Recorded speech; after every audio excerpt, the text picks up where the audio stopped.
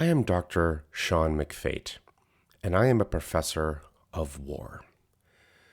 The strong do what they can, and the weak suffer what they must. This is the famous Melian dialogue, and it sums up the perspective of realists and regular war theorists like Clausewitz and Napoleon. But it is not always correct. Strategies exist that allow the weak to reliably defeat the strong, as long as certain preconditions are met, and the weak spend time crafting those conditions so they can execute strategy. Mao Zedong was not an original thinker, nor was his field record as august as the cult of Mao would have us believe. However, his ideas on revolutionary warfare, as he called it, have influenced many wars, especially in the late 20th century. In Mao's formulation, a revolutionary conflict takes the form of a strategic defense followed by a strategic offense coupled with shrewd political warfare. Mao said, "Political power comes out of the barrel of a gun," and he meant it too. Now, before we can understand how strategies exist for the weak to defeat the strong, we have to ask ourselves this question. What is a regular war? Or more precisely, what is a regular warfare? Because it's not, a new nature of war, it's a type of war. But what is it? It has many names. The term irregular or unconventional or asymmetric is highly misleading and a poor term. But it has many names, from small wars of the 19th century to hybrid war today to gray zone today. There is no good definition. And all the ideas and definitions tend to get mumbled and are often confusing. Scholars, U.S. military doctrine, strategists offer multiple definitions and even more typologies for what we call irregular war, but they all fall short. The best that anybody can do, if you ask 10 experts in the room and they give you 15 answers, the only thing that they will agree on, and perhaps the best that they can do, is that it's not regular war, or more precisely, regular warfare. We all know what regular warfare looks like, and it's much easier to define conventional war. So often, unconventional war is seen as just not conventional war, which is not terribly helpful. And it has many names, this type of warfare: regular, conventional, symmetrical, but they all mean the same thing. They are synonymous. Some academics can, debate over the fine connotations of one versus the other, but to the vast majority of the world, they are synonymous. They mean the same thing. But it's not war. So people who say regular war, conventional war, symmetrical war, that is incorrect, is imprecise. It's a form of warfare. Conventional warfare is state-on-state armed conflict fought by industrial-strength militaries to determine the outcome of world affairs. Brute force is everything, and battlefield victory determines the war's winners and losers, and adjust international affairs. Think of Waterloo, Gettysburg, Stalingrad, Midway. It's the Westphalian way of war, and a military-centric view of global politics, which is why militaries cling to it and remain smitten to its call. The primary theorists of conventional war are Clausewitz and Napoleon. But it's not timeless nor universal. This type of warfare has a beginning, middle, and end. Its beginning was Napoleon, its middle was the Crimea or the U.S. Civil War, and its end is World War II. Almost no one fights this way anymore. The Cold War was certainly not regular because nuclear weapons are not regular. And many of the conflicts in the Cold War did not look regular. They were fought in the peripheries using irregular war, unconventional wars. And also anytime you see battlefield formations, whether it be ancient Rome or the Middle Ages, battlefield formations do not necessarily make the war regular. It's a high intensity moment of organized violence, but the contours of the overall conflict are probably irregular, especially since you don't have nation states, nationalism, etc. Rome was not a nation state. It was an empire run by a city that controlled the Mediterranean. So there's nothing more unconventional today than a conventional war. And the data on this is very clear. This is looking at wars since 1945 to 2015. It doesn't change a whole lot from the last 5 years or so. The red line on the bottom, those are conventional state-on-state wars. These are wars that Clausewitz and Jomini would find familiar. Blue on top is everything else. Those are unconventional wars, irregular wars, asymmetrical wars. And as you can see very clearly, that blue line, that's the trend in the last 70 years. And there's no reason to think that trend line is going to change in the next 70 years. In fact, the era of conventional war may be at an end, if not already at an end. It doesn't mean it won't happen in the future, but as strategists, we have to prepare for what is likely in the future, not what we want to see, but what is likely that we will see. And that blue line, by the way, is very conservative. It does not include things like narco wars, genocides, etc. But if you look at even just recent years, the trend line should be clear to most casual observers. Look at Ukraine. Russia could have blitzkrieged into eastern Ukraine and taken the country by force. They had the military might to do that. They've done that in the past. Hungary, 1956, Czechoslovakia, 1968, but they didn't do that now. We'll discuss why not later on in this course. Libya is certainly not a conventional war. Libya is militia on militia, insurgent on insurgent, mercenary on mercenary. It's warfare with state and non-state actors from Turkey and the UAE and Russia, as well as locals, to also potential non-state actors like Total, oil company. I'm not saying they are that they are privy to the war, but they have been involved, and so have other non-state actors have been involved in this war, and we don't really know what's going on down there. It's completely laden over with the fog of warfare that is manufactured by the actors. Genocides like Darfur, genocides like Rwanda, or even Armenia in 1915. Genocide in Rwanda, the West does not view that as war. But is it an 800,000 person homicide? I don't think so.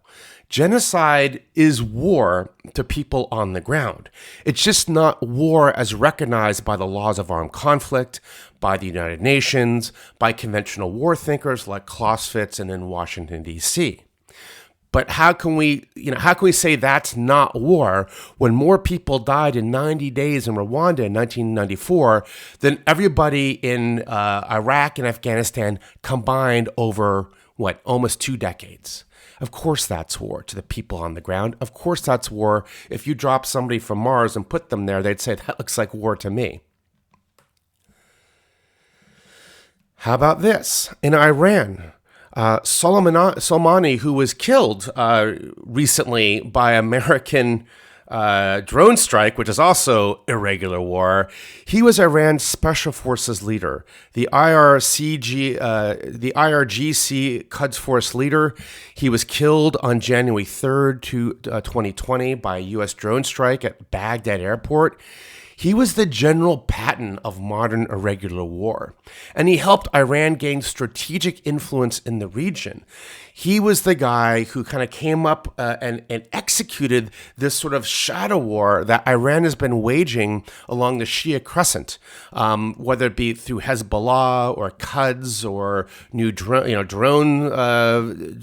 and etc.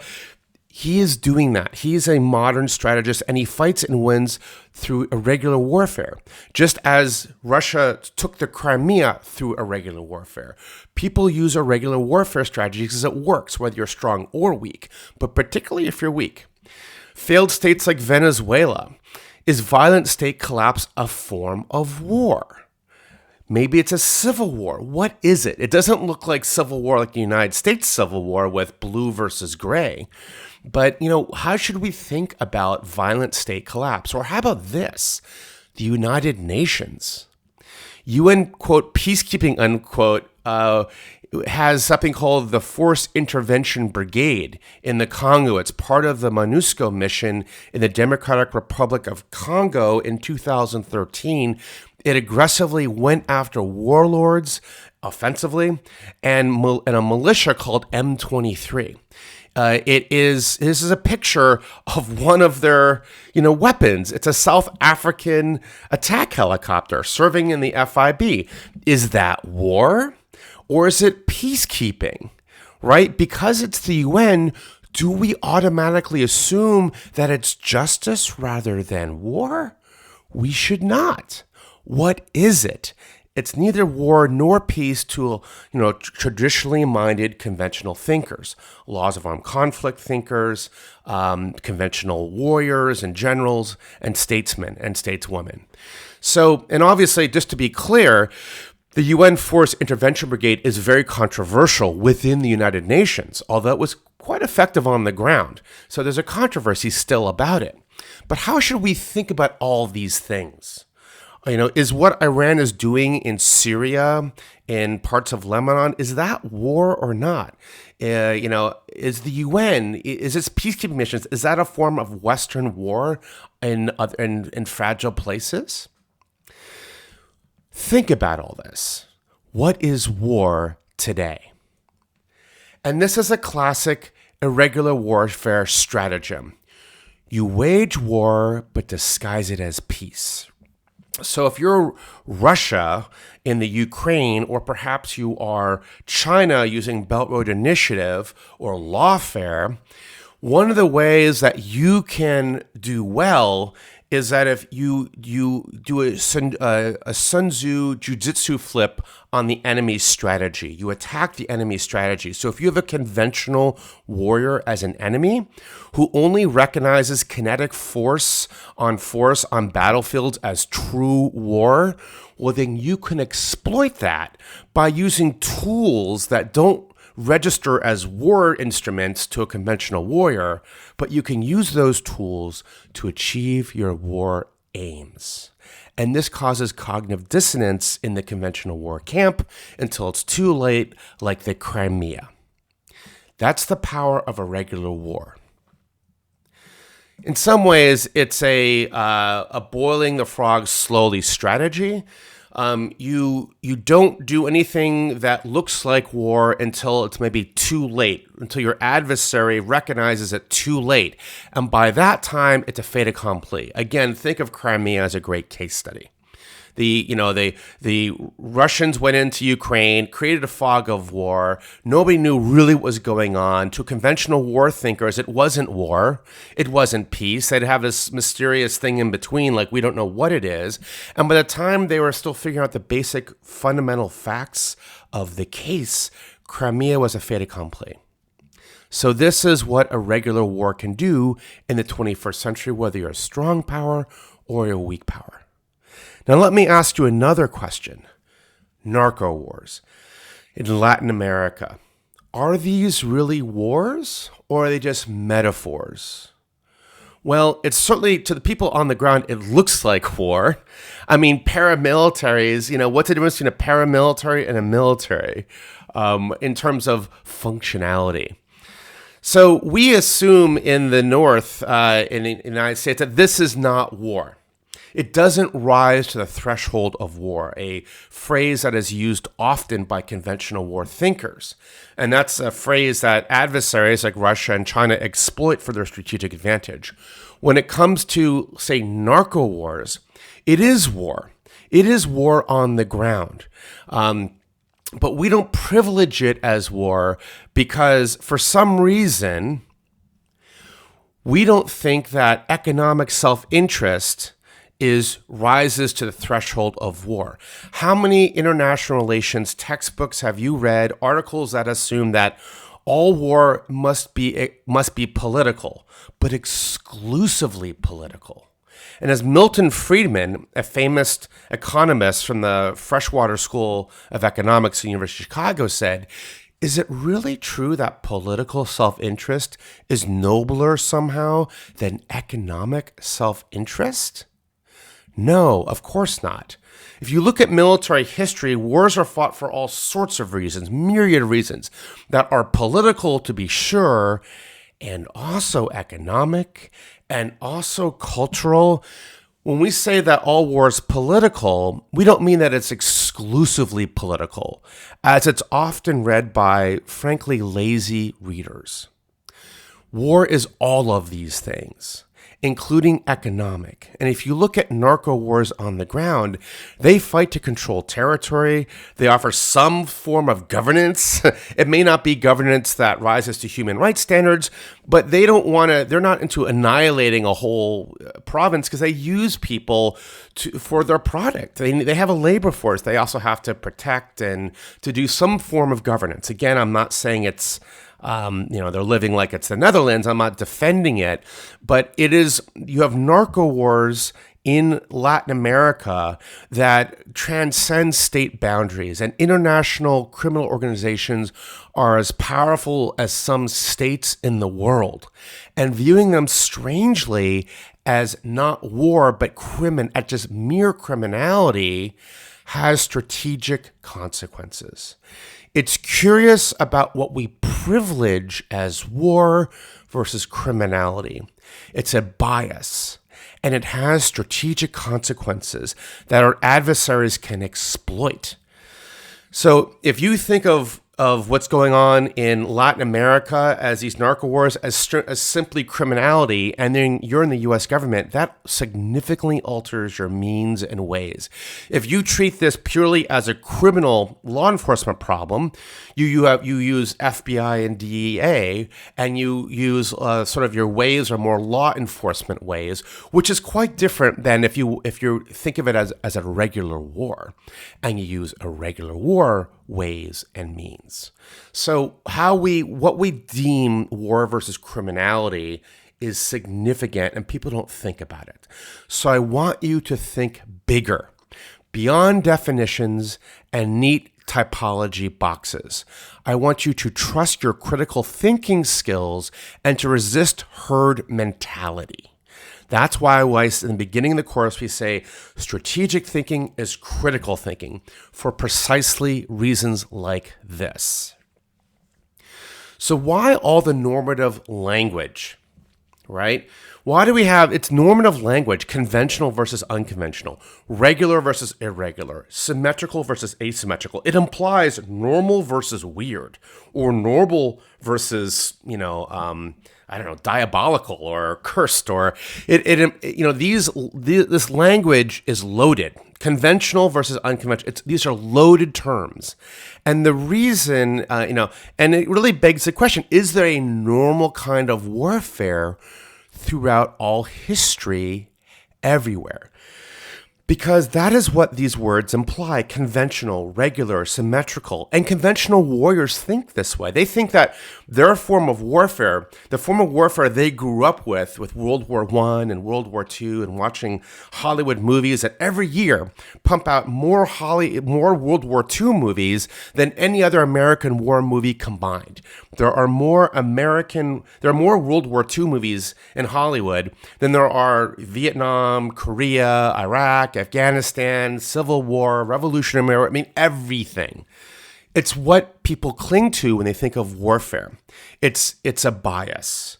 It's an anchoring bias is what it is. That's what the History Channel, it's the World War II channel, as they say. But this war is not timeless. It is not universal. It is a warfare that has a beginning, middle, and probably an end. It is not normal. So is this really just a false dichotomy, conventional versus unconventional? And does it create traps for bias? If we privilege a conventional warfare over an unconventional warfare, big wars over small, and the strategic implicit assumption is this, and you see this in the Pentagon all the time, that if you could do the big war, you can also do the small war, despite the loads of evidence that's not true. I mean, we could do the big war, but yet, Vietnam, Iraq, Afghanistan were failures. So just because you think you can do the big war, which is basically an untested theory, it doesn't mean that because you can do a big war, you can do a quote-unquote small war. These are different types of warfares that demand different types of strategies, different types of tactics, training, warrior ethos, technologies. Everything changes when you change a warfare. So we get ourselves caught in an imagino mentality trap of assuming just because, that we assume, one thing and then something else happens. So really, conventional versus unconventional warfare, regular versus irregular, it's a false dichotomy. And perhaps there's no such thing as regular versus irregular. There's just war. And as strategists, I want you to think about that. What is war in the 21st century? And, and let's stop thinking about criminality versus war. Let's stop thinking about regular versus irregular. Just think of conflict. And this is how Sun Tzu thought about the world, and probably could tell you, there's no such thing as war or peace. There's just conflict. You could say competition, you could say something else, but that is a much more nuanced, realistic, and frankly, sophisticated way to view international relations and warfare for the 20th century. So conventional versus unconventional warfare is a false dichotomy. Those who get tripped up in it get themselves, it causes strategic failure because you're trying to fit wars around the world into neat, tidy boxes that they don't fit. It's the square peg into round, square peg into round hole situation, right? So don't fall into that. And this is the problem of hybrid war. The concept originally sort of proffered by Frank Hoffman, who is actually at National Defense University in 2007, was a valid concept at the time, but since then, it's been through the torture chamber of academics and general staffs, and it means sort of everything to anybody. It's just become another buzzword synonymous with irregular warfare, and people try to come up with neat doctrinal bins for different types of wars. And as long as you have typologies and bins, it's going to constrain your strategic imagination. Don't let that happen. Use critical thinking and not bins to make strategy. All right, so what is irregular warfare? I'm going to stick to that term because it's conventional, to use a bad pun. So rather than focusing on academic definitions, let's just think about IW broadly. Again, let's put aside that there may be no difference between regular versus irregular war. There's different types of warfare. I'm sticking to the convention of unconventional war, if that makes any sense at all. So what is IW's strategic problem? Rather than giving you loads of definitions, it's better to think about IW, about what is it trying to do. All right. So don't look at great masters like Clausewitz and others. Look at the problems that they were trying to solve to better understand them. So IW's strategic problem is this. How does the militarily weak defeat the militarily strong, right? It's the classic David and Goliath. Now, if you ask conventional warriors today or back in the day, they would tell you like, hey, it doesn't happen. Unless the superior military makes a mistake of its own accord, sort of shoots itself in the proverbial foot, the weak should expect doom. This is the Melian dialogue, and this is the anthem of realists. Yet we also know that throughout history it happens all the time, where the weak defeat the strong. So perhaps the Melian dialogue and realists, they have to explain this. They have to explain, why does the weak defeat the strong, and they can make an argument it's just luck. I think that's a very hard argument to make, that throughout history, there's all this crazy luck that goes out there. I'm not saying, it's true that in history, military history, most insurgents movements, rebellions, they get crushed. To be clear, they get crushed. And today, fighting an insurgency, perhaps you benefit greatly from globalizations and human rights norms and the CNN effect, but yet it still happens today. We still see throughout history that the strategies exist for the weak to reliably beat the strong, and there's lots of historical evidence to prove it. Obviously, this is not a new concept in history of, weak beating the strong, David versus Goliath. But it's not as unusual or as common as the word irregular implies. IW strategies can work if certain preconditions are met, which we'll discuss. And weaker powers, again, spend a lot of time setting up these preconditions and then executing their strategy. Most Western powers and security studies programs pay scant attention to these strategies, instead focusing on big war, conventional war, and that's perhaps why they keep on falling prey to these strategies. I mean, think of the French in Indochina and Algeria, the British in Palestine and Cyprus, the USSR in Afghanistan, the US in Vietnam, Iraq, and Afghanistan. In each case, David beats Goliath, not because they were lucky, but because they were smart. Not just because they were fighting a total war and the great powers fighting a limited war, they were using strategies as well. Something to think about is that irregular war always occurs during, quote, regular war. But regular war never occurs without irregular war, suggesting that irregular war, whatever, we're using that term very loosely here, it is perhaps the more dominant form of warfare, right? So and conventional warriors are often blind to this, which is how sometimes they get blindsided strategically. As a strategic thinker, you have to be a nuanced thinker and recognize that wars are politics. So this is something that irregular war strategists like Mao exploit.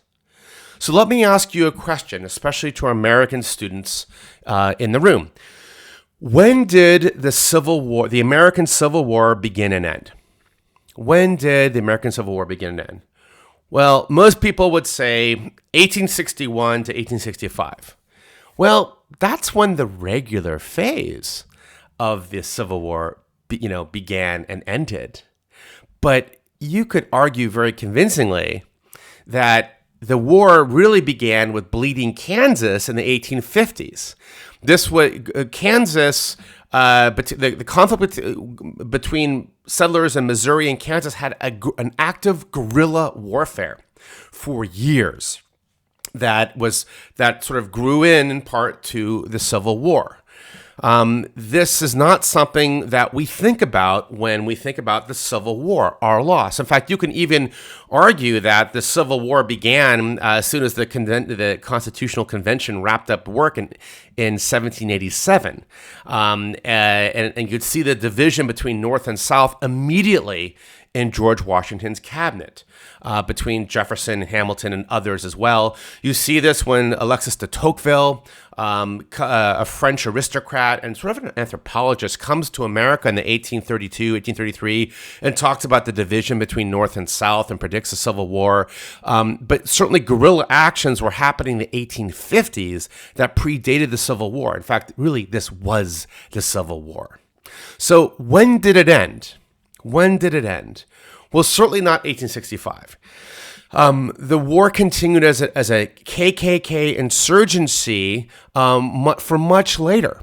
And it would, and many people argue, Civil War historians would argue that, well, They think the Civil War really kind of ended at the end of Reconstruction, 1877.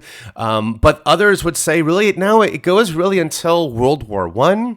And there are others still who say, no, it continues on through the civil rights movements of the 1960s. And there are those today who look at BLM, Black Lives Matter versus Proud Boys, etc., as this is the Civil War, that wars, and we know this from history, that wars, they are like sine waves. They go up with high intensity and they cool down and up in high intensity. Look at the Balkans, look at other conflicts around the world, look at great Central Africa, the Great Lakes region, that wars have hot points and cool points. We'll see this, 30 Years' War, 100 Years' War, the Peloponnesian War. Arguably, World War I and II are the same war with a 20-year cooling spot. So, and some people talk today about a future American Civil War that looks kind of along the same lines, not north or south, but along the same ideologies of the American Civil War in the 1860s. Now, I'll leave it to you to decipher whether that is shrill commentary or if that's a growing trend in American politics and population. So let's get back to this question. How can a group of armed civilians threaten a national military and the might of a state? Now, we know what conventional warriors would think, right? How do the weak defeat the strong? It's inconceivable. It is inconceivable. That's why they don't spend any time thinking about it. It's just like they're sort of Melian dialogue, realists, that the weak do what they want, and the strong do what they want, and the weak suffer what they must, and that's just the way of it. It's the way of it. Now, Clausewitz does spend a little time on this in Book 6 on sort of People's War, and counterinsurgency theorists make too much of this book. They sort of say, hey, Clausewitz believes in counterinsurgency. That's not quite true, not at least as they want to recognize it. A lot of people, as you know, read and misread Clausewitz and take him out of context deliberately to further their cause or their arguments. So he talks about peasants in arms will not let themselves be swept along like a platoon of soldiers, that these are rabble, that they can have a revolt, but as soon as you throw in professional troops like a Prussian military against farmers with pitchforks, it's game over. It's game over. But he was impressed, and he was, unlike Jomini, he was impressed by Napoleon's levee en masse during the Napoleonic Wars. This is akin to mass conscription, but for nationalistic ideals. So in some ways, one of the features of Napoleon is that he ushers in sort of Westphalian norms of warfare, of nationalism. Before the French Revolution in Europe, in medieval Europe and in early Renaissance Europe, you didn't fight for nations or nation states. You fought for your king. You fought for your pope. There was no nationalism. There was no national anthems, national flags. So one of the things that Napoleon did is you were fighting for the French flag and the French ideals of the revolution. And people would join the cause because in Germany, they wanted to overthrow their feudal overlords. And they wanted to embrace the promise of human rights that the French had promised. And of course, Napoleon, we know in history, turns into a complete tyrant and emperor. But in 1806, that's not what people thought. They thought that this man was a great liberator. So Clausewitz looked at the power of ideology, of popular mass, of levee en masse, and he was impressed. And he thought this was the way of the future, and he was right. Because the next 150 years or more in the 19th century and the 20th century, people rallied around their flag, not around communism or kings. But think of World War II, World War I.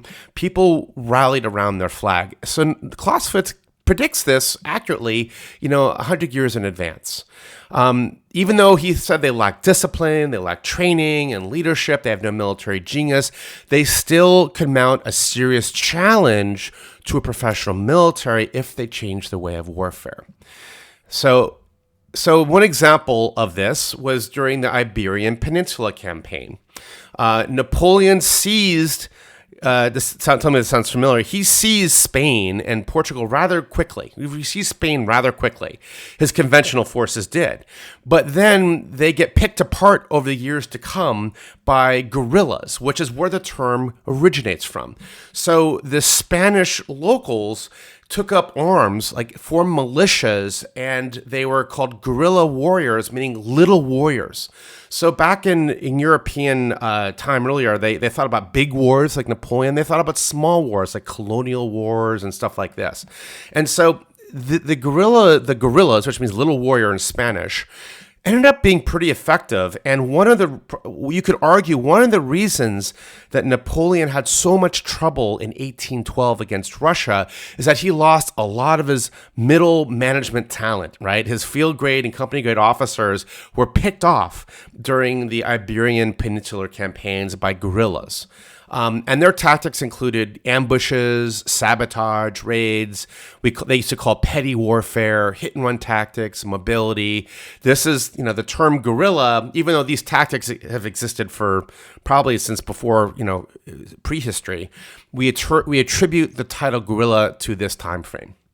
And Clausewitz was impressed.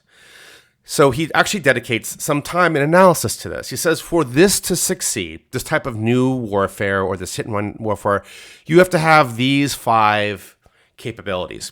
So the guerrilla must have these advantages. They have to be, interior of the country, so rocky terrain, areas that the regular army will not be familiar with, but the guerrilla will.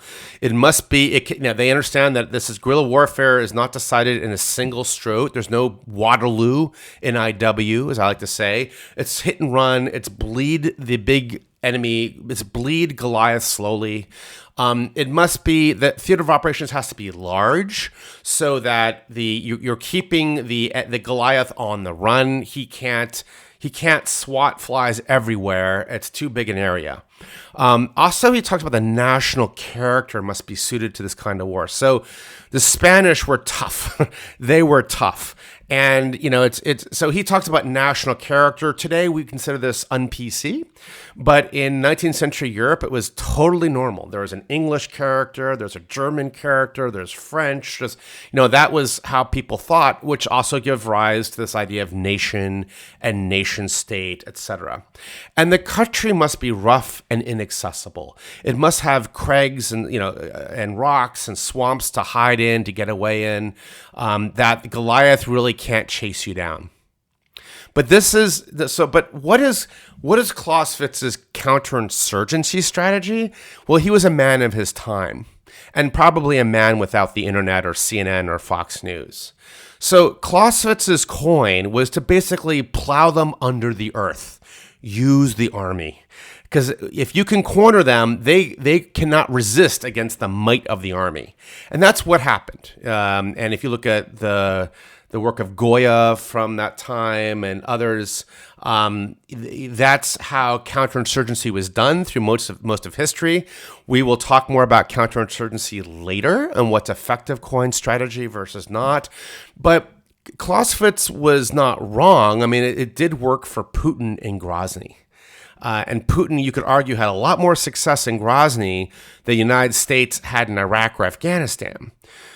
But did it? I mean, you can talk about it, but it's a debate. Is America, as we discussed, strategies must be feasible. They also must be acceptable.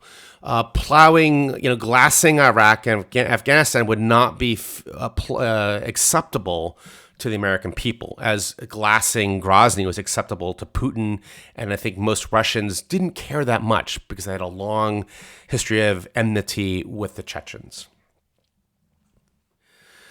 So how can irregular forces defeat a militarily superior enemy? Well, this is where it comes back to Sun Tzu. Remember Sun Tzu's hierarchy of strategies? He has 4 strategies. The best one, he says, is attack the enemy's strategy. So that is what irregular warfare does. And when you fight a state, what do you attack? You attack its legitimacy. Now, there are many definitions for what a state is today. Probably the most widely accepted one is Max Weber. Max Weber was a German sociologist at the end of the 19th century, earlier 20th. We talked about him briefly in our Clausewitz lecture as inheriting the mantle of Kant and Hegel and others in the German philosophical tradition. He said in 1919 in his essay, The Profession of Politics, the state is an entity that controls the monopoly on the legitimate use of violence within a territory. That is today, if nothing else, this is probably the one definition of a state that people agree on. And the reason why you have to have a monopoly of violence within a territory is so that you can uphold your rule of law. You can enforce your rule of law. And that is why that's sort of the clause that's left out of this is that why do you have a monopoly of violence to enforce your rule of law, to do law enforcement? So now if you're a weaker power, you can't take on the state's big military. You can't take on Prussia's military, Prussia's secret police. But what you can do is you can find ways to threaten a state's monopoly of force. And by doing so, you threaten its legitimacy. So if you can challenge a state's legitimacy, you can win. What you do this is you challenge the state's right to rule, you challenge a state's existence. The way you do this is you challenge its monopoly of violence. You don't have to defeat the enemy. You don't have to win against the Prussian army. You just got to show that the Prussian army doesn't control every part of the Prussian state. You got to show that there's a chink in their armor to get people doubting, because people are like, well, if thinking of social contract theory here, which really Prussia wasn't, but if the state cannot protect me, and I need protection, and these guerrillas over here can do that, well, then maybe the state's no longer legitimate. Maybe I'll go with the guerrillas and their form of government. And this is what irregular warfare tries to do. It wins because it knows that wars armed politics. And conventional warriors like Clausewitz and Napoleon focus on the armed part, and unconventional warriors like Mao and Sun Tzu focus on the politics part. They try to win you have to win both, but their main effort is swayed towards politics versus armed, right? So this is what Sun Tzu would say, of course, if you can challenge a state's monopoly of force, you can challenge its legitimacy, and you can start to chink holes in its armor. And this is enough to trip up Goliath. You're not going to kill him, but you're going to trip him up, right? And that's kind of what you need. So look at this quote. Do you remember who said this? We discussed this earlier in the semester. It says, "We fought a military war. Our opponents fought a political one. We sought physical attrition. Our opponents aimed for our psychological exhaustion. In the process, we lost sight of the one cardinal maxims of guerrilla war. The guerrilla wins if he does not lose. The conventional army loses if he does not win. The enemy used their armed forces the way a bullfighter uses his cape to keep us lunging in areas of marginal political importance." Right? Who said this?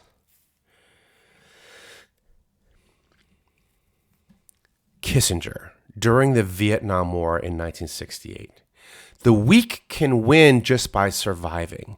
So here's the thing that conventional warriors get wrong. They engage in mirroring, strategic mirroring. For them, they assume to win that you have to annihilate the enemy on battlefield victory. Force on force. That's what Germany, that's what Clausewitz wants. That's what, England and Prussia versus France wanted in Waterloo. But when you're fighting conventional warriors using warfare, that's not how you win. The guerrilla wins if he just doesn't die. And the longer he's kept alive, the longer it takes for you to kill him, the less legitimate you look, the weaker you look, and now you're open up for political attacks as well as physical military ones as well. At the strategic level of war, wars armed politics, you have to play both games, if you will, the armed and politics, right? And this is what happened in the Vietnam War. We had bifurcated victory, which does not exist. We won every battle but lost the war. What Kissinger is explaining is that they were fighting a strategic political war, and the U.S. was fighting a conventional tactical and operational military war. And we know how this ends. As soon as the U.S. leaves, Vietnam goes communist, which is exactly why we entered the war to begin with in the early 1960s, is to prevent Vietnam from going communist. So we lost. The U.S. lost Vietnam. So how do you do this now? This is the question. Well, Mao has a solution for you. He knows how to get this done. Again, he's not an original thinker. Think of him more as a hood ornament for the 20th century and how to get this done. So Mao Zedong, who lived from the 1893 to 1976, a really tough generation to live in if you're Chinese or if you're Russian, he kind of combines ideas of Clausewitz and Sun Tzu for his strategy. He combines, he picks and chooses from them, and he puts it together in a coherent way. Now, Mao is revered in China as a founding father, a great revolutionary, a political strategist, a military mastermind, the savior of the nation. He did help transform China from an underdeveloped agrarian society to a major world power, although not completely in his lifetime. But let's put him in context, and let's leave the origin myth aside. And there's a lot of self-promotion that goes on in the 1950s of himself throughout his entire career, of China in its early days. Let's separate all that. Let's put him in context with his generation. So China in context. China for millennia was a great power. I mean, so great that they were... the Europeans couldn't find anything to even trade with them. All they wanted was silver. They didn't need gold, anything else. They assumed superiority. And in the 19th century, they kind of got piled on by European and American imperialists who really exploited China and what they considered to be China's backwardness for strategic advantage, for economic advantage. It was exploitation. Think of the Opium Wars of 1839 to 1842, 1856 to 1860. It led to mass disorder and revolutionary upheavals like the Nean Rebellion of 1851 to 68, Taiping Rebellion, the Boxer Rebellion, and ultimately the downfall of the Qin Dynasty in 1912, putting an end to dynastic China, which had existed for, 3,000 years? And then China calls the 19th century the century of humiliation. The century of humiliation, which is in their DNA in the CCP today, okay? And then what happens after the fall of the dynasty? The place implodes. It becomes Mad Max and a Thunderdome run by warlords throughout the country, warlords. And out of this chaos comes two emerging powers. One was the Kuomintang, or the KMT, which means the Chinese nationalist power in the 1920s. They have the backing of the West, and the West hoped to get more control over China through the Nationalist Party, and they were sourcing them with money and with weapons and training and political top cover. And it was led by Chiang Kai-shek, and his mission was to reunify the country under its own control. So it wouldn't be a colony, but they'd be sympathetic to Western causes, Western trade deals. But opposing the nationalists on largely ideological grounds is the Communist Party of China, of which Mao helped lead. He was not the founder of, he was one of the early members of. And in the nationalists and the communists started to gobble up and eat up and exert control over warlords until finally in 1927 they bumped into each other. It was too late, and it finally led to a brutal civil war that was called the Chinese Civil War between Western-supported nationalists and the Soviet-supported communists. This civil war was total. It was brutal, and it was interrupted. And this is an interesting tidbit of history. The Japanese invade, starting really kind of in the early 30s, but in 1937, it's a full-on occupation. It's the Sino-Japanese War. It's part of World War II, part of Japan's expansion into the Pacific and occupation down the Malay Peninsula to Singapore, to all sorts of areas. And China was treated very badly. It was called the rape of Nanjing and others. The Japanese occupation of China was very brutal. About 20 million Chinese deaths. I mean, we forget this, that in World War II, the country that sustained the most death was the USSR by a lot, and the second most was China, right? The second most deaths of any country in World War II, 20 million. USSR, 27 million. United States of America, 400,000. 400,000, right? So now during this time frame, the nationalists and the communists, which had been fighting a brutal total war slugfest to the death, they do something remarkable. They actually come together in a very uneasy, alliance to fight the common enemy, the invaders, the Japanese. I cannot overstate how much they hated each other to do this. And as soon as World War II was over and Japan was defeated by the United States of America in 1945, they took up the Civil War again, like nothing ever happened, right? And this became again total war. So China had been fighting total war really for the 20th century, the first half of the 20th century in some regard, especially since 1927 until 1949, when the communists win under Mao Zedong's leadership. In 1950, the cessation of hostilities takes place. The nationalists then they leave mainland China. They go to what is today called Taiwan. And as you know, China considers Taiwan to be one of its provinces, and it's a hot spot in the South China Sea today. Well, it's not in the South China Sea, but it's a hot spot in the region today. And some in the U.S., like Dean Atkinson, the Secretary of State, and President Truman, saw China going communist as one of the greatest U.S. strategic blunders of the day, and a huge loss for the quote-unquote free world.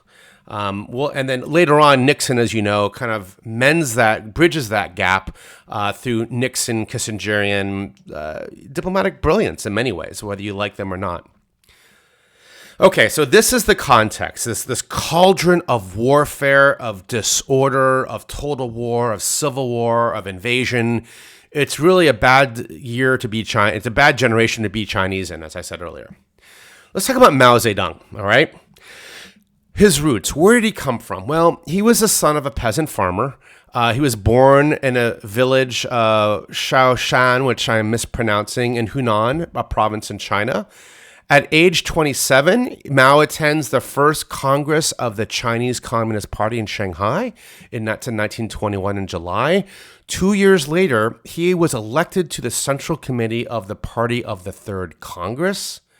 From 1931 to 34, he helped establish the Chinese Soviet Republic in Southeast China and was elected as chairman.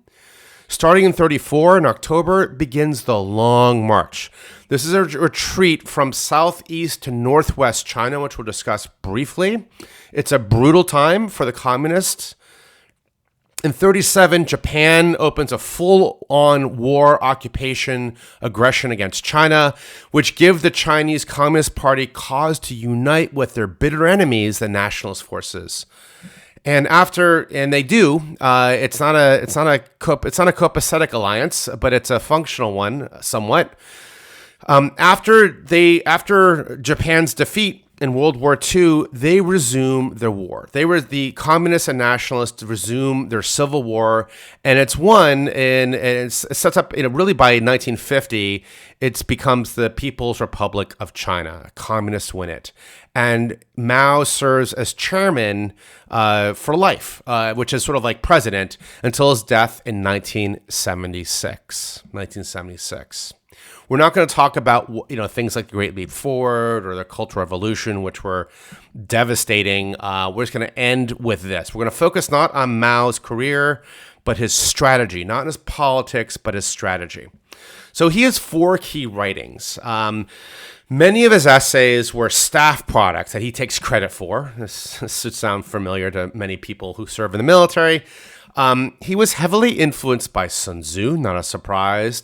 And Mao explains the problems of strategy in China's Revolutionary War in a systematic way. That's why we read him, or somebody who penned him.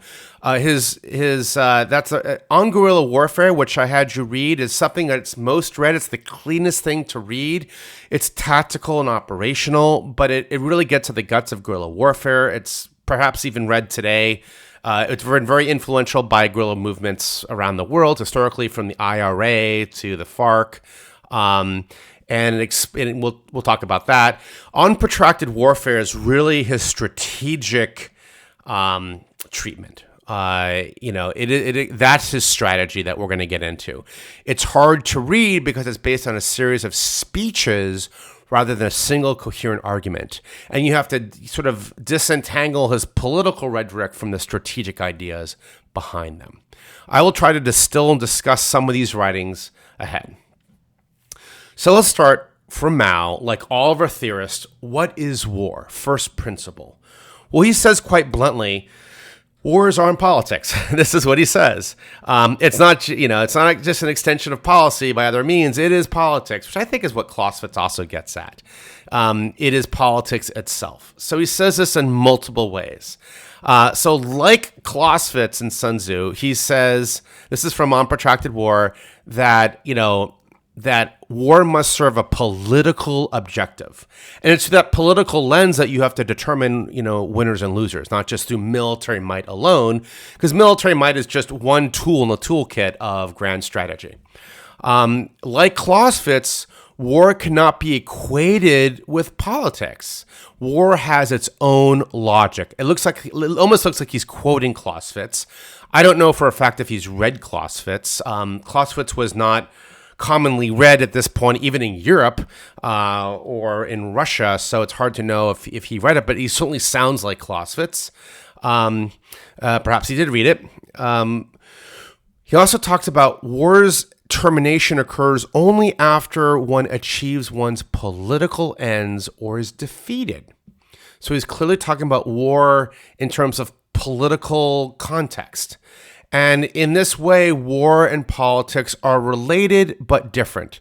It's sort of like one's left hand and right hand over one another. They both look the same, but the thumbs stick out different ends, right? This is very similar to Book 1 of Clausewitz's On War, where he talks about how, war has its own grammar, but not its own logic. So this is from other parts. He is a Marxist with a realist approach. He's also kind of a Weberian, talking about how the state's monopoly of force or violence is the key definition of a state's legitimacy in some ways, and that it's all about capturing the monopoly of force to uphold the rule of law and your vision of society. And without force, there could be no vision of society in a politically contested landscape. Hence this idea of that wars on politics. It's like sort of, you can't expect your enemy to give up voluntarily rulership to you. You have to be prepared to take it. So politics as violence and vice versa. Only with guns can the whole world be transformed. And he meant that. This was not just fiery talk. This was like, we have to, as Lenin said, crack eggs to make an omelet. And perhaps these are my favorite bumper stickers of the course. Political power comes out of the barrel of a gun. Revolutionary warfare is an antitoxin that not only eliminates the enemy's poison, but also purges us of our own filth. How do you read that? Well, what he's saying here is that war is a good way to to purge your own ranks of the weaklings, of the undesirables, or whatever, which is pretty frightening. I'm not sure you'd want to be in Mao's military, but anyway. So this kind of encapsulates some of his thinking. Now here, let's look at a strategic problem. Again, I think it's best to understand our theorists by looking at what problem they were trying to solve. Like, these were strategists back in the day, as you will be in the future. What was the strategic problem that they were uniquely trying to solve? Well, how to create a counter state, a communist state in China when you are already outnumbered and out-resourced and outgunned. So how do you defeat a military superior enemy, but also not destroy the state in the process, right? That's what he was trying to do. He was trying to create a communist state amongst a civil war, a counter state. But his problem is that his forces were always outnumbered and out-resourced. So can he do it? It's the David and Goliath problem. So if you look at the Long March of 1934, it was a massive military retreat undertaken by the Red Army. It was being chased around China by the nationalists. Right? And it was basically fighting. They didn't just give up. They engaged in what we call today a retrograde operation, using guerrilla warfare tactics, very Sun Tzu trying to fight in that sort of operational art level. But the idea is that you're not going to give up. But you're also not going to give direct. You're not going to do a direct battlefield action unless it's part of a retrograde operation, sort of to harass, to bleed, but then you take off. So they do this over a very bitterly cold year. They're starving. They are hungry. Conditions are bad, very, very bad for both militaries, especially the communists. So it's the Long March. So what was his solution? What was his strategy? Well, this is his strategy in one thesis sentence. Use guerrilla warfare to survive long enough to defeat the enemy through protracted war. What he calls protracted war. It's really a warfare, all right? He also calls it people's war, revolutionary war. I'm going to break this down into two parts. Guerrilla warfare, which is really operational art and tactics, and protracted war, which is more strategy, okay? In his 1937 book on guerrilla warfare, he lays out what guerrilla warfare is. And the reason he's doing this is because here is when Japan has invaded China, it's brutal occupation, brutal invasion, and the nationalists and the communists, out of desperation, work together. And they have this high-level conference about how we're going to fight. Now, the nationalists who have been fighting conventionally all along say, well, we have to fight them conventionally. And here comes Mao saying, well, if you do that, it's suicide. They outstrip you by 10 to 1. Their sophistication, their training, their technology. There's no match. It's David and Goliath with you. The only way, if we are the new David together, the only way to fight and win against the Japanese is to do guerrilla warfare. So that's how David beats Goliath, and this is why he wrote this essay, to explain to the nationalists how guerrilla warfare works. And this is his case he makes. And this is probably why it's the easiest to read. He's actually going to make a case. I don't think he actually wrote it, but somebody wrote it. So here's the 7 chapters. It's not a very long read, and we're going to talk about them piece by piece. All right, and this is going to be a very quick reading of it. So chapter 1 is, what is guerrilla warfare? This is where he explains to the nationalists, this is the concept. He calls it a powerful special weapon that, the only way to defeat Japan is with this weapon. The only way. It is what he calls a political and military style. So think of the nationalists as conventional thinkers in the mold of Jomini and Clausewitz. He's trying to explain to them that this is a different type of warfare. It is highly political. It's political first and military second, which is hard for them to grasp. And what he means by political, he says it's really about the relationship between the guerrillas and the people. That's where the politics is taking place. The guerrillas and the people. right? Your center of gravity is the population itself, and this is how we can expel the Japanese who are better armed, equipped, troops, etc.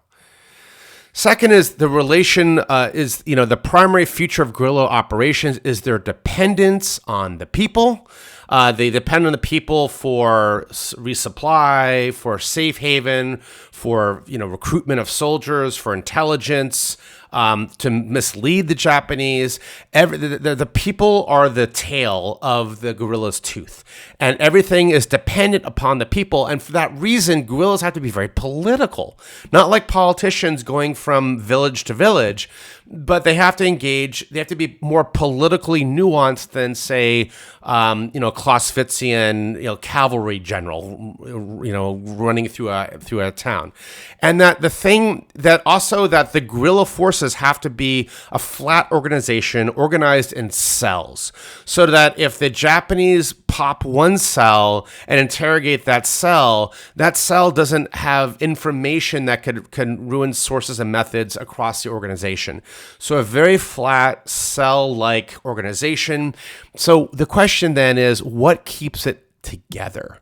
What keeps these cells from going rogue? If there's no real hierarchy, how do you prevent your cells from becoming, say, organized crime, which happens in a lot of guerrilla movements? You look at the FARC, you look at the IRA, you look at Shining Path. They often veer off into organized criminal activities that supersede their political ones. He says that political ideology is the glue. That's the secret sauce. So if everybody believes that we're all united to expel the Japanese, whether you're a communist or you're a nationalist, you just want your family to not have Japanese rule, political ideology, common cause there is the glue. That's the glue. And think of the French resistance in 1944, right? So political ideology is the glue. And he addresses this head on.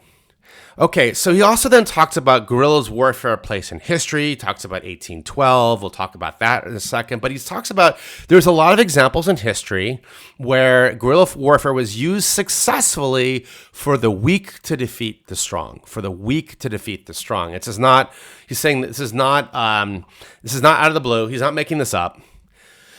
And he says, can we actually attain victory? He says, yes, we can.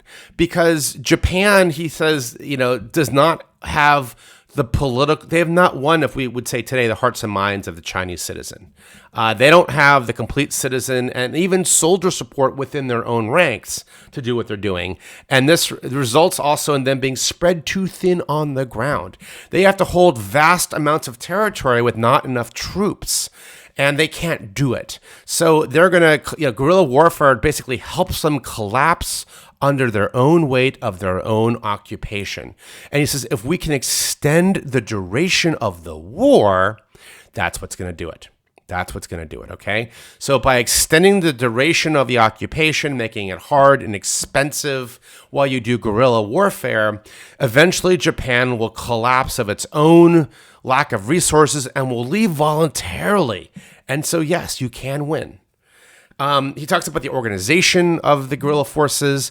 He talks about you need complete loyalty to the idea and to people's emancipation. Again, ideology is the glue. So the guerrilla warriors have to be much more politically in tune than, say, your average Prussian soldier who's doing it because they're professional soldiers. Here, these are political warriors, and they have to be. And they do hit and run where they get, they do hit and run on the enemy supply depot to get supplies, ammunition, weapons. They live like guerrillas, live off the land, live off the people, and you live off the enemy. Okay, and then coming up, the penultimate chapter here is that there are political problems of warfare this way, which he acknowledges that military action is a method used to attain a political goal, but while military action and political affairs are not identical, it is impossible to isolate one from the other. So he's thinking strategically here at the strategic plane of warfare, that political activity and military activity are co-joined. So often what you do militarily can have a political outcome and vice versa. Something conventional warriors don't do. They frankly don't do it very well. I mean, occasionally they do it, but they despite them always saying, war is politics by other means, they don't internalize it and they don't connect the so-called dots. And here he talks about it as integral to guerrilla operations. You have to connect it. So wars are in politics. And lastly, that guerrilla troops should have no conception of battlefield architecture. There's no front lines. There's no rear lines. Basically, you are like the wind, or you're like the shadow. You're fighting Sun Tzu. You appear when you need to appear. You take the initiative. You make the enemy defend everywhere, et cetera, et cetera. So this is like the Sun Tzu way of warfare. All right, and that they should flee to live another day. So this is how guerrilla, leave your conventional war thinking behind. Warfare does not on where the rubber meets the road on terrain does not operate that way. It's very different. And here's an example of America's own guerrilla warfare during the American Revolutionary War. Francis Marion in South Carolina was called the Swamp Fox. He and his guerrilla forces fought this type of warfare against the redcoats and succeeded, fighting Cornwallis and Harrington and others like that, and was cunning. So again, none of this is new. It's not new for Mao. Mao is just the latest, a more recent recreation of this. All right, so this is guerrilla warfare. This is what he advocates, that this is part and parcel of his overall strategy. And some of you out there may be guerrilla warriors of your own. So this is sort of second nature to you. Now let's talk about his overarching strategy called On Protracted War. It's in this series of speeches in 1938, On Protracted War. It's difficult to read, but I'll do my best to unpack it. This is how you can defeat the Japanese, but it's also how the Vietnamese defeated the French and the Americans and the Chinese later on. And it's how a lot of other movements, not just in the 20th century, but also in the 21st century, have fought. Think about the Taliban, for example.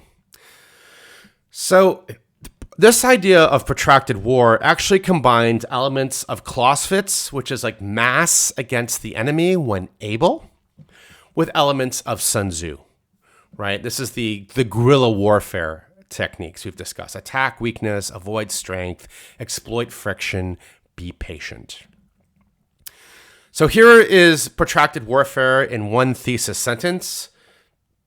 And it really is a pretty good sentence. When facing a superior enemy, maintain the support of the people and draw the enemy deep into the interior of your country, where the people will bleed them dry through guerrilla warfare. All right? That in one sentence is what protracted war is. So think of it this way. The enemy's a fly, and you are a spider in a spider web. The enemy's a very fast fly, a pretty bulky fly. You can't catch it, but you can tangle it up and attack it that way. And that's what protracted warfare tries to do. It tries to liquefy the insides of the fly and suck it out. So this is not a new idea. He even talks about this somewhat in 1936. So we'll look at two very quick cases of how protracted war works. The first and probably the most famous in Western military history is the Second Punic War. It happened in 218 to 201 BCE. It pitted two great superpowers, if you will, in the Mediterranean basin, Rome versus Carthage. And Carthage and its very able general Hannibal with his mercenary army does one of the most amazing strategic surprises in military history. He takes his whole army, including very awesome war elephants, which are like, tanks of the day. He marches them up around southern France and over the Alps, where they lost a few, I think, and then down through North Italy. And of course, caught Rome completely by surprise because Carthage was in modern day Libya, around that area, and they had all their sensors focused south, and the last thing they expected was this grand army coming from the north, and they sent army after Roman army to take down Hannibal, but Hannibal wiped them all out. I think a total of 7 armies. And then finally, in desperation, they turned to another senator, says, hey, I have an idea. His name was Fabius. They nominated him to become consul. Well, he was a senator who was a consul and then a general to fight the Carthaginians. And what he did was he used guerrilla warfare strategies, retrograde strategies to confuse and cut away at and frustrate Hannibal's huge army. So it's again like the death of 1,000 cuts to frustrate, to kill morale, to psychologically exhaust the enemy, and to keep them from attacking Rome. And he did. And by protracting the conflict, he was able to ultimately frustrate them so that they ended up just settling the army was tired. It was tired of chasing its own tail. They ended up settling and kind of, brutalizing much of South Italy in his day. And that is how they won. Now, there was a debate. Fabius, was hailed with a sort of a double-backed insult of Fabius the Delayer, because there was no honor in this way of winning. They want a battlefield victory, right, against this hated enemy. We talked about how conventional war is not timeless. High-intensity battles do occur, obviously, but doesn't always mean that's the tenor or the character of the warfare. So in this case, we see that Fabius, that now called the Fabian strategy of delay, guerrilla warfare, retrograde operations, can succeed. So that's one famous example. The second famous example, which is more in his mind, partly through their Soviet benefactors, was this. The 1812 campaign, Napoleon's doomed campaign to take Russia in 1812. It's now called the death of an army. It's perhaps the greatest upset in military history. This is where Napoleon assembles the Grand Army, 700,000 people, and they march from the west into Russia. And here's an example of one of my favorite maps in terms of, you think of charts and maps of how they're diagrams that depict information, and doing it well is a masterpiece. And this is a masterpiece. This shows the Grand Army on the left in beige. The thickness shows how many men are in the army, and its direction. And as you can see, as it goes to Moscow, it gets thinner and thinner and thinner, hits Moscow, turns around, and gets thinner and thinner and thinner until it's like a little trickle. People later called it the death of an army. At least 450,000 men were lost. This is the same army that kicked Clausewitz's butts a couple years earlier. The entire army was wiped out through guerrilla warfare and Sun Tzu stratagems. All right. So the Russians did not directly engage Napoleon. That would have been suicide. Direct confrontation in a Clausewitzian Jominians, that would have been suicide. Instead, they used Cossacks. Cossacks were like irregular cavalry, conducting hit-and-run tactics to harass, delay, confuse, and deceive the Grand Army. They turned around like suns, let's say, Moscow this way, they turned it around. They did scorched earth policy. The Russian military went from farm to farm, burning all of the crops, taking all of the food, killing all the livestock, even though if it meant starving their people. What it did is it also denied food to the Grand Army, because the way you did logistics back then, you didn't have DHL.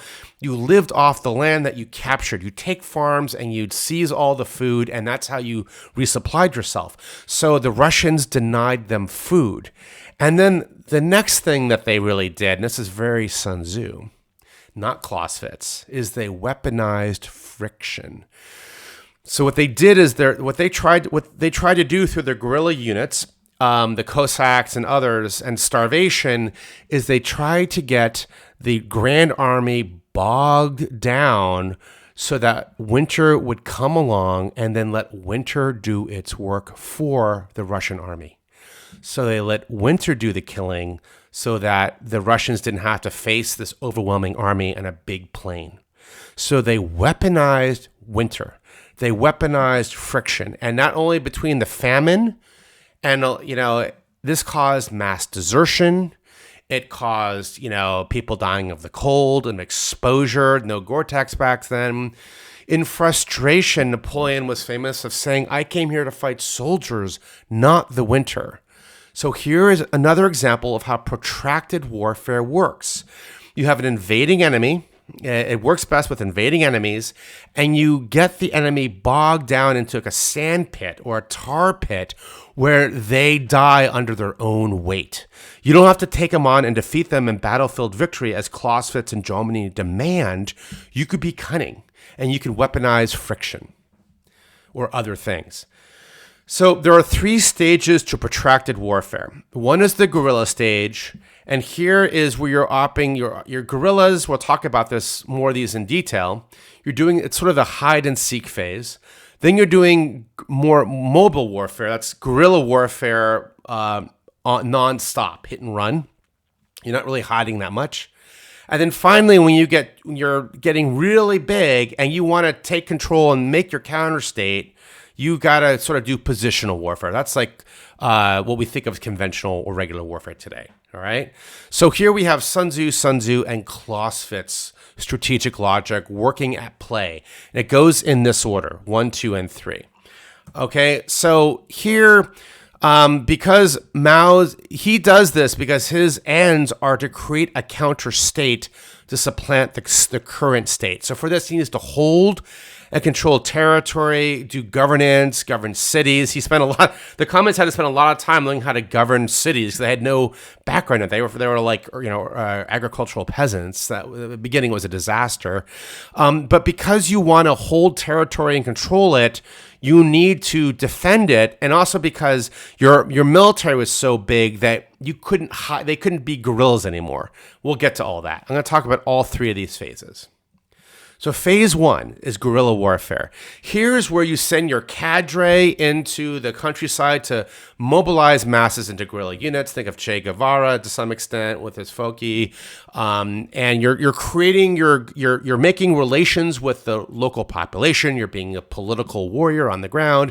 You're also forming your militia, your guerrilla units, and you're clandestinely undermining the larger enemy via subversion, sabotage, raids, ambush. Classic guerrilla warfare tactics. You're fighting guerrilla warfare here. And this is not isolated incidents, but conducted in an organized pattern across the countryside so that the enemy doesn't know where all they see is a lot of guerrilla actions across the countryside. They don't see battle lines. They don't see anything because you as a guerrilla you're like the wind. You come and go, and you're invisible. You don't have the power to smite the enemy, but you have the power to do strategic hits, things that upset them, that disrupt them, that work against morale, so forth. But you avoid a major outbreak of violence because you're too young, you're too small, and if they decide to go on an all-out expedition to find you, you're still vulnerable. They will wipe you off the face of the earth. So for this reason, you don't have to be continuous operations. You can hide and shelter in place for weeks or months until it's safe to come out again. It's better just to wait and survive for another day, right? So this is where the famous saying, the guerrilla must move amongst the people as a fish swims in the sea. The guerrilla warrior has to mobilize, or she has to mobilize the people and be very comfortable with the people. But the people also, they provide resources, they provide safe haven, intelligence, they provide, militia members, but they also provide, if the enemy comes to the village, you can blend in with them too. You're not wearing a uniform, right? This is not laws of armed conflict war. This is another type of warfare. Next is once you're strong enough, once your cell or your guerrilla militia unit is strong enough, well trained enough, you can sustain hit and run nonstop. And he calls this mobile warfare.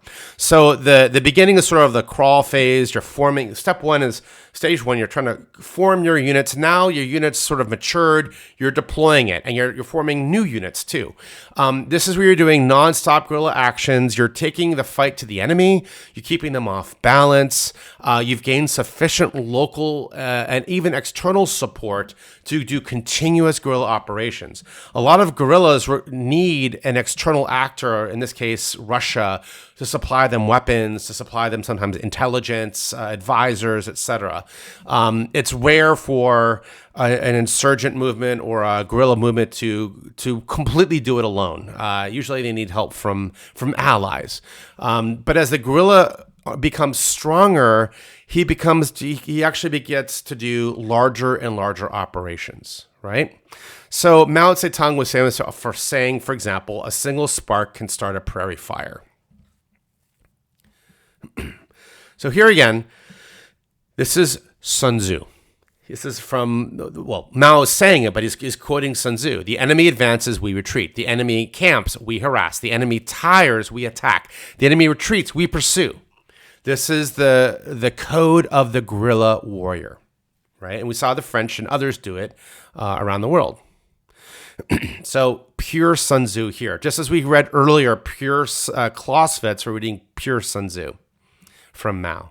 Okay, now stage 3, positional warfare. Because Mao's objective was to create a counter-state, this required holding land, which required a standing army, a regular army, and regular law enforcement, because now you're doing governance as well. And because you have a big army that's slow and can't disappear into the shadows, you become a target for the enemy's forces. And so now you have to fight more conventionally, more positional warfare.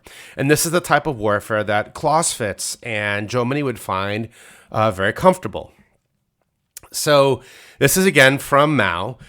When the guerrilla attains the force structure and capability to directly engage government forces in decisive combat, then he will progressively begin to use more conventional tactics and may obtain combat forces from an external source. That could also be allies too. I mean, not just supply, but an ally comes in with their army to help you, perhaps, as we'll see in our case studies, does happen. So this, at some point, if you're succeeding, you will become too big to be a guerrilla, and you'll have to engage in what he calls positional warfare that we would call today regular warfare or conventional warfare. Let's lastly turn to something that may make some people queasy, is the doctrine of annihilation. And this is one of the principles of war I think that the Soviets shared.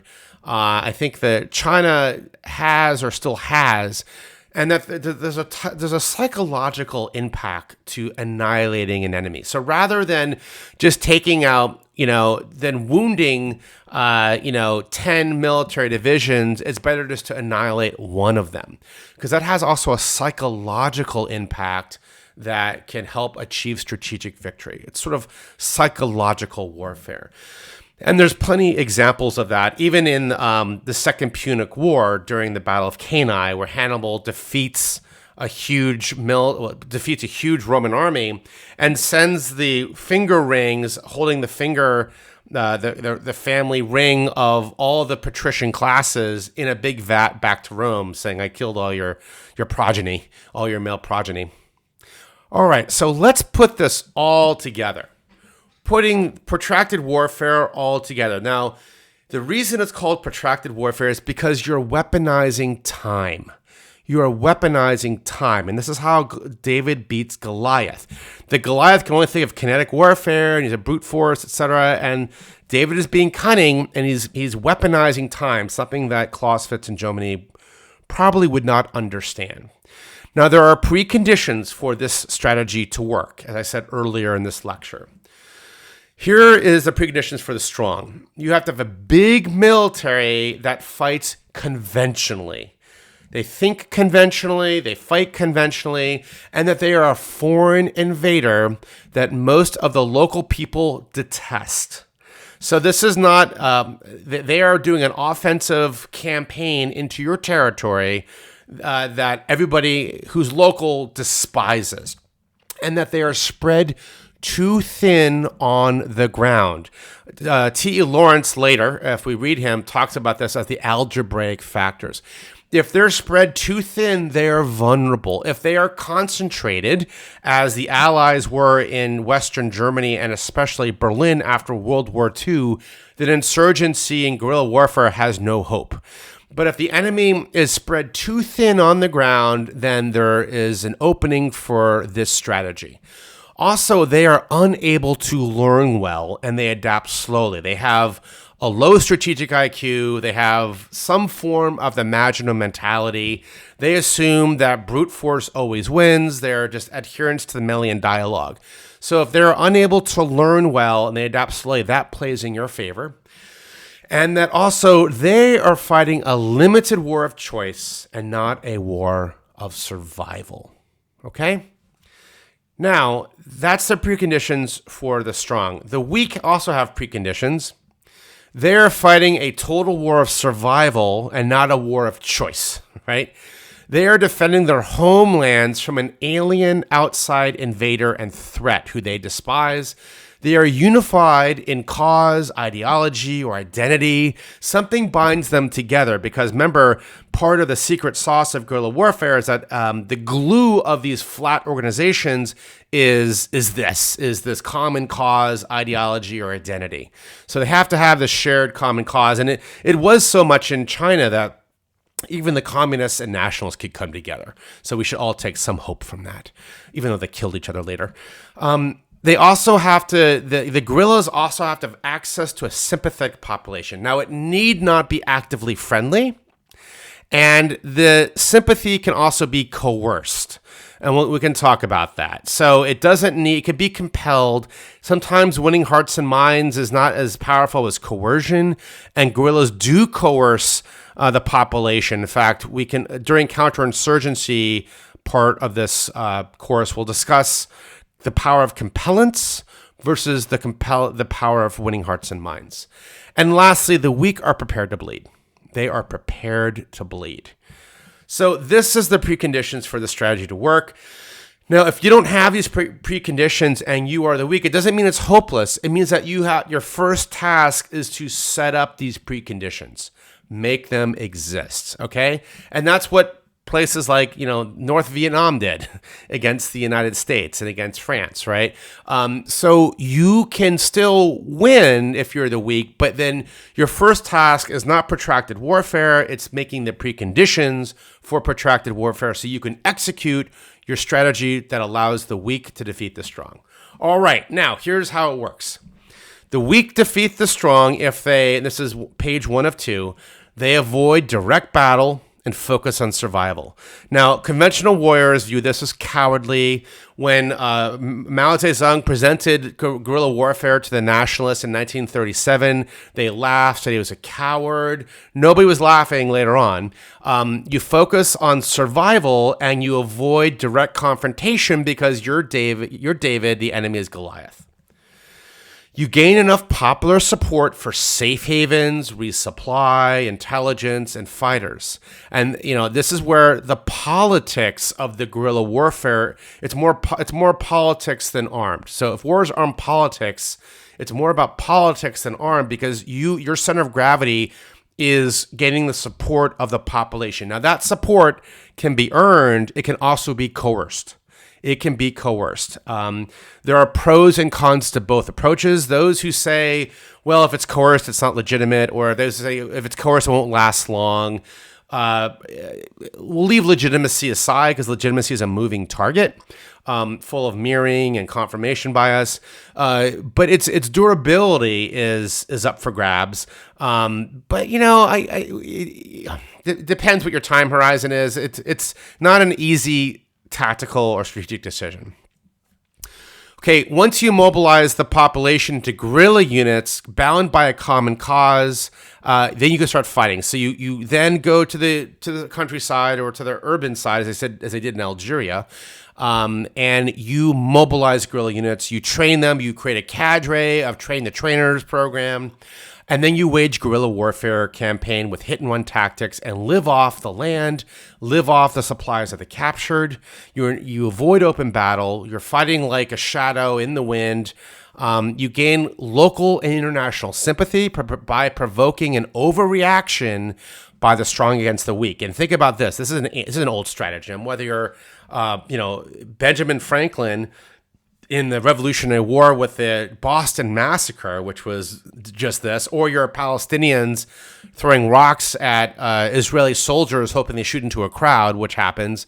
One thing that you try to do if you're the weak is you gain international support by playing on the David versus Goliath narrative. And if you can provoke the Goliath into an overreaction that is caught on Twitter, that may be all you need. And it worked, in the American Revolutionary War. It works today. Also, you turn the population against the strong by showing them that they are not so strong. The population is not the mighty Japanese invaders, that they are not the mighty whomever, and that the state government does not have the monopoly of force. And you sort of show a chink in their armor, which creates this idea challenging their legitimacy to be a state, the legitimacy to be a greater power, and you use things like propaganda, sabotage, assassination, guerrilla warfare, terrorism, whatever you need to do. And also know that some of the best weapons may not fire bullets in this fight. Politics.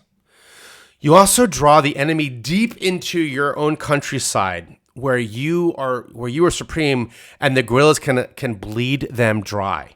And the longer you can do this, the longer you can protract them, the more blood you can suck. And the more blood you can suck, the morale goes down. The war becomes very expensive in all sorts of ways. And this is how you're weaponizing time. You're protracting the conflict. The longer the war drags on, the costlier it becomes. And remember, the enemy's fighting a war of choice. It's a limited war, not a survival. The stakes for them are not as high as it is for the guerrilla. Their soldiers will also be like, we don't really want to do this, right? I mean, think about Soviets in Afghanistan in the 1980s. Desertion, lack of will of fighting, etc. And the home front as well. So ultimately, protracted warfare wins by making it too costly for the strong to remain, after which they will eventually leave on their own accord, not through battlefield victory, but by weaponizing time and using guerrilla warfare. So it becomes too costly for them to remain. You change their strategic calculus. They're like, well, we don't need to be here. Why are we doing this? Let's get out of here. And this is victory. You achieve your war aims. You don't do it in a Clausewitzian way. You do it in this way. I call it a Mao strategy, but he did not invent it. It's quite ancient, and it's a reliable strategy for the weak to defeat the strong if they set up the right preconditions. Now, I'll leave you. It's a very powerful strategy. The U.S. and others have come prey to it. Vietnam, Iraq, Afghanistan. And like I said, a lot of great powers. It will be in the future. We'll look at Israel Hezbollah in 2006 as a case study. This is a major strategy today. In fact, you can even argue that Mao is more influential in modern warfare than Clausewitz. Now, here, I'm going to leave you with some brain teasers. Is this really winning? This is something conventional warriors always ask, whether it's the nationalists against Mao Zedong in 1937. I argue yes, but it's a legitimate question. How does irregular war exploit the political nature of war? How does relationship between ends, ways, and means differ in irregular versus regular war? And does this create biases in our strategic thinking? And again, who was more influential in the 20th century, the entire 20th century? Clausewitz or Mao? I think you can make a strong case that the first 50 years, Clausewitz, the second 50 years, Mao. And going into the 21st century, what kind of warfare will dictate? Maybe it's more Clausewitz, maybe it's more Mao, maybe it's neither, maybe it's both. I leave that to you. Also, let's look at safety and accountability. How do you control guerrilla warfare units on a mass scale?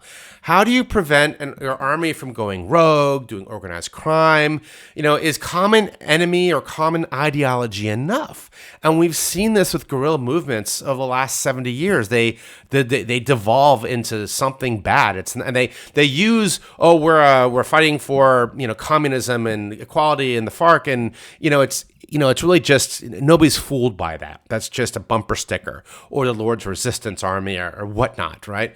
And does this type of warfare invite needless bloodshed, atrocities, human rights violations? I mean, when you drag the population into war, they become targets. Although, they become, some would argue, they're collateral damage as it is. You can't really avoid it. It's in the middle of a war. You don't hold up your civilian card and say, "Don't shoot me, I'm a civilian." But does this type of, if you have to engage in human rights atrocities and you want to create a counter state for the people, what happens when you get to the end of it and people don't like you after that? They're like, you're nasty. We don't want to have you become our ruler. And look at history too. There's some historical things to think about with Mao. Did Mao let the nationalists during World War II do most of the dying and fighting against the Japanese? And that as soon as the war was over, the communists sat in the rear with the gear to sort of take over and claim victory? Or how about this? Would there be Mao and a Maoist strategy if the United States had not defeated Japan in 1945? And if so, or if not, does that invalidate the strategy in any way? This strategy came to influence a lot of wars in the years after World War II and to this day. I hope that you read it. Not enough war colleges read it. Very few security studies programs read Mao. And perhaps, again, that's why Western powers keep on falling for this strategy time after time again, is because we have a low strategic IQ and not a problem with our troops or training or technology or money. It's about the power of strategic thought. With that, I leave it. If you have any questions, please feel free to contact me, Dr. Sean McFate. My personal email is on the screen. Thank you, and I hope to see great Maoists in the future. Not politically, but cunning thinkers and cunning strategists.